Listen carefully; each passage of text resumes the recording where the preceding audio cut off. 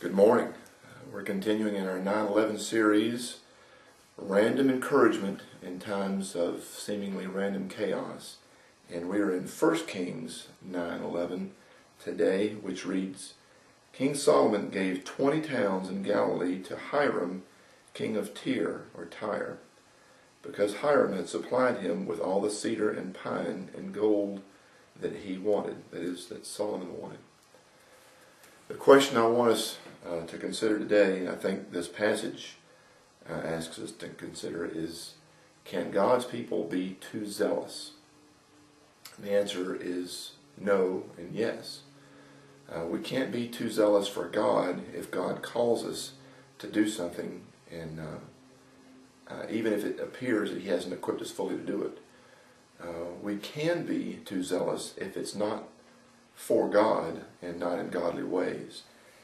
And the context of this passage, the way I read it, and you read it for yourself and see what you think, because a lot of this video series is to help you read the Bible for yourselves and not lean on others' opinions. In the context of this passage, it seems that Solomon has been overzealous for himself and now becomes ungodly in the way that he does some things. Just a little background for you here. Hiram, the king of Tyre, had been friends with King David, Solomon's dad, and he had helped build a house for him. Now Tyre is up in the north of Israel, and they had lots of wood, lots of fir and cedar and pine. But Israel is not known for that, so it had to be imported from somewhere else. And Solomon goes to Hiram and says, deal with me the way you dealt with my dad. You were great friends, and you contracted together. Now let us contract together. I will supply you with food and with other types of material. You supply me with workers and wood, and we'll build a temple for God, which God has called me to do. God said my father David couldn't do it because he was a man with blood on his hands from war. But now he's called me to do it. And Hiram says, this is great, I will do that. And Solomon does build the temple for 7 years. But then he spends 13 years building his own house, 10 times as big as his house, as his temple, God's temple. Twice as long to build, 10 times as much wood. 1 Kings 7:2 even calls it the palace of the forest of Lebanon. There was so much wood there. And now when Hiram is given these towns in 1 Kings 9, it says in the next verse, 9:12, he went to look at the towns and they were no good. It appears that Solomon has been zealous for his own reputation, spent money and resources on himself, and now is in a bind. And it's interesting, and we're not dogging on Saul here, because the Bible always shows us our need for Christ in the Old Testament, and our hope in Christ in the New Testament, and we see ourselves. This is us. He just finished praying, dedicating this temple, and right after he finishes dedicating, there's this mention of his relationship with Hiram. What is zeal?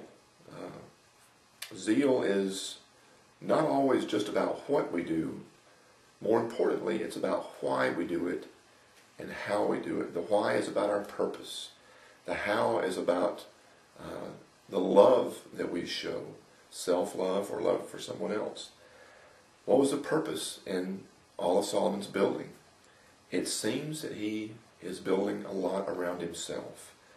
The how of it is self-indulgent. And the reason I say that is the rest of his life seems to show it. Look at the book of Ecclesiastes. It says he amassed many foreign wives to himself. He indulged himself in wine and women, material wealth, wisdom and folly, lots and lots of things that would make him feel powerful or joyful or wise. And he said all this was meaningless compared to loving and knowing God.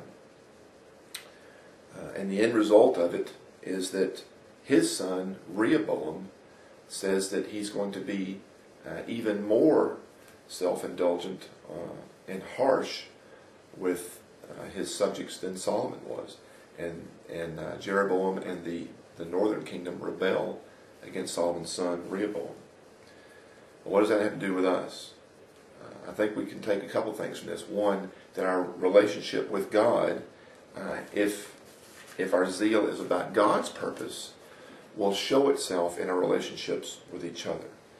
That the how of our living can't just be an intellectual thing where we sit in our prayer closet or in a temple or anywhere else and have a relationship with God. It must show itself with others, dealings with neighbors. And Hiram was a near neighbor of Solomon, right on the northern border. And you can see that the relationship with that city and that country became sour over time. Even within Solomon's own nation, they became very disillusioned with his son and those that followed him because they weren't concerned with the people.